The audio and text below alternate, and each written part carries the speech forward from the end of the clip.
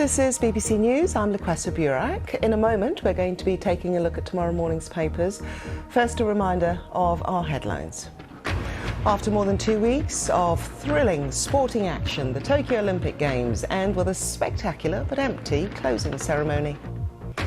Team GB end the Games with 22 gold medals as Jason Kenny's cycling gold makes him the country's most decorated Olympian.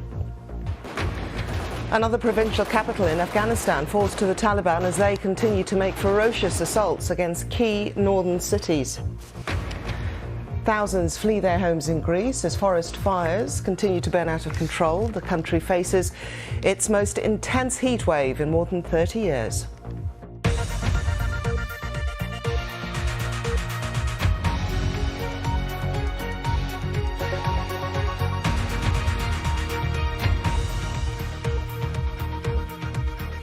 Hello and welcome to our look ahead to what the papers will be bringing us tomorrow.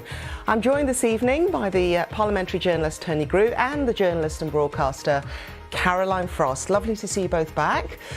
Quick look through our front pages. Cabinet ministers will order civil servants to return to the office after months of working from home during the pandemic. One Whitehall department says it's struggling to get staff to come back for just 1 day a week. That's the lead for The Times. The Daily Express pays tribute to Britain's Olympic medalists following calls for Jason Kenny to be knighted. The Guardian leads with a warning from environmental scientists who say time is running out on our chances of tackling climate change.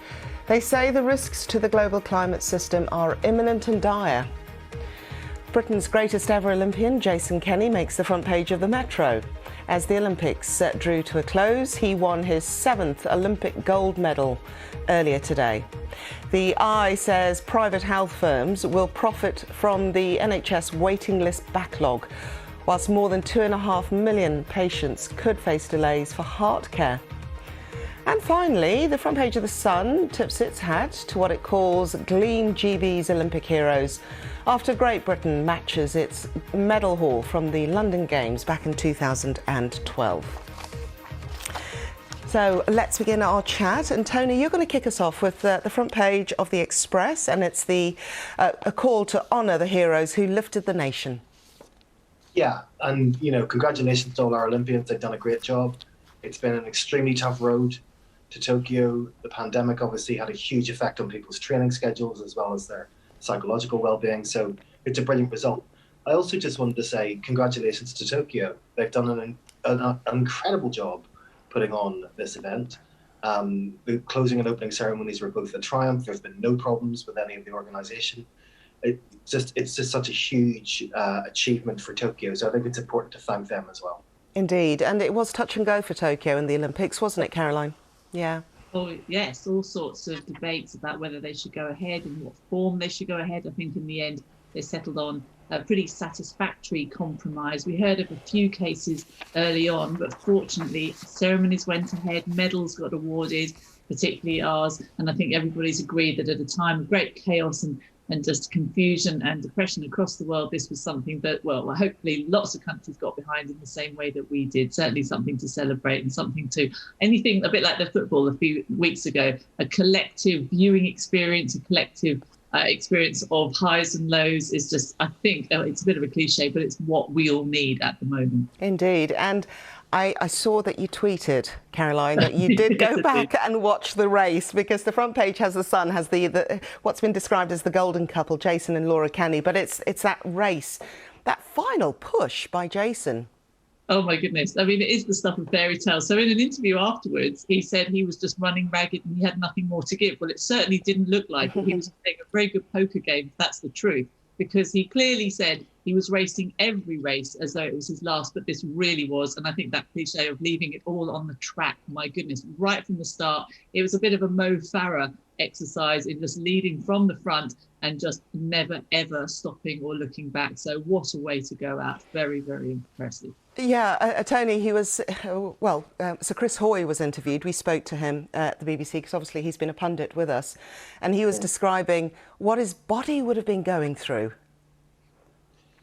Yeah, I heard that interview and it sounded like something I don't really want to experience. So I don't think don't be expecting to see me in Paris in 2024.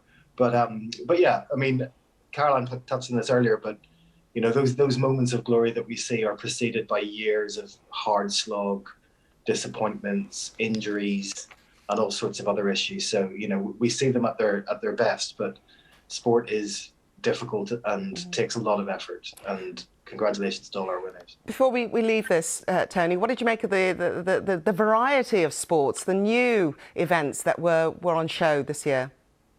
Well, I mean, obviously I was a big fan of the BMX. I was kind of nostalgic for the time when Britain didn't used to win any medals, and so the coverage was all about sportsmanship and playing the game. And now it's all about how many medals we've won. So it's a bit of a double-edged sword. But yeah, I think for me, the BMX was a revelation because I didn't expect it to be anywhere near as exciting as it was. Fantastic. OK, Caroline, let's go to the front page of The Guardian, and almost out of time, this warning being sounded from scientists on climate disaster. Front page of The Guardian. Well, I mean, depressing, but very, very unsurprising. We've been told we're almost out of time for lots and lots of time now. Here we are. I guess it's no accident or coincidence that this is happening on the eve of a very important, crucial international summit later in the year. And of course, it's coming after we've all experienced these flash floods, these extraordinary weather conditions personally. So perhaps they feel this is the time to strike, when we're all quite invested in wondering just how is this happening. Huge high sunshine, which we all love and enjoy, but then of course the dips. This is not coming out of nowhere. They've been talking about it for years. Suddenly it's all starting to make sense. But I think it's a little bit glib for the people to be talking about not washing your spoons before you put them in the dishwasher. Clearly bigger decisions need to be made. To me, this is an open invitation for a Tory government to get behind technological innovation, commercial disruption. Obviously, there's going to be a huge cost on the consumer. We don't want to be bad. We don't want to be good. We're lemmings. Lead us the way to be ethical and eco-aware in some bigger or all-embracing fashion. Tony, do you think that it's going to be a hard sell for the government to convince the public that it's going to have to be paid for? Yeah, it's going to be a really difficult sell for the government. And you know, one of the issues that we have with this government is we've got how can I be polite, an optimist as Prime Minister. And in the Treasury, we've got someone who's a little bit more attached to the hard, cold reality of numbers, deficits, and tax rises. And this isn't just to do with the mitigations that we will be required to take for climate change, but also the huge bill that we've run up in dealing with the coronavirus pandemic. So I think it will be a tough sell. And I think the problem with tough sells is that politicians tend to find it difficult to have a tough sell going into an election. And, you know, in many ways, we're already in a pre-election period. So, yeah, it is going to be a tough sell. But I think that the more that people become aware of the consequences of us not doing something about it, it may become slightly easier. But I don't hold that much hope for it, to be honest. Do you think, though, Caroline, that most of the British public are aware that, you know, there's something serious going on with the climate? We just need definite policies. For sure. I mean, we cannot say we haven't been informed for many, many years. As I say, academics have been studying this for years. They've worked out the human individual doesn't really want to commit harm to the environment, but nor are they inclined to do something good. What we want, all of us, is easy solutions. We want to go into supermarkets and not have to pay double the price for an sustainable product. We don't want to put our bins out if it's going to be too difficult. These are tiny micro versions of bigger challenges. Make it easy, make it policy led, make it all holistic and comprehensive as a solution. I mean, it's the ultimate challenge, and it's going to require thought and huge amounts of collaboration. Tony, the front page of the Times, I was scan reading this article. One of the sentences and phrases that got to me was, there doesn't seem to be great enthusiasm to get back to work. I thought we were all working from home, weren't we? Yeah, that article is full of increasingly absurd statements. There's a part in there where they said, well, if people aren't commuting, they should be paid less. And I was thinking, so if I cycle into work, should I be paid less as well because I don't have to pay for a commute? Like there was always going to be a difficulty with when people started working from home. They realized that the sky didn't fall in, and in some cases they were more productive. And a lot of people find it easier not to have to deal with people on a one-to-one basis in the office.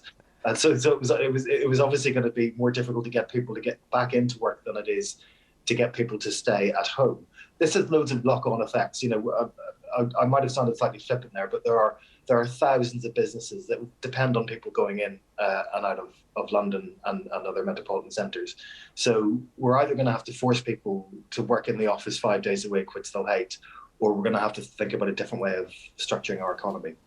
Well, there is the First Division Association who says that, Caroline, they're sounding like Luddites. This is the ministers, and they're unaware that the world of work has already changed.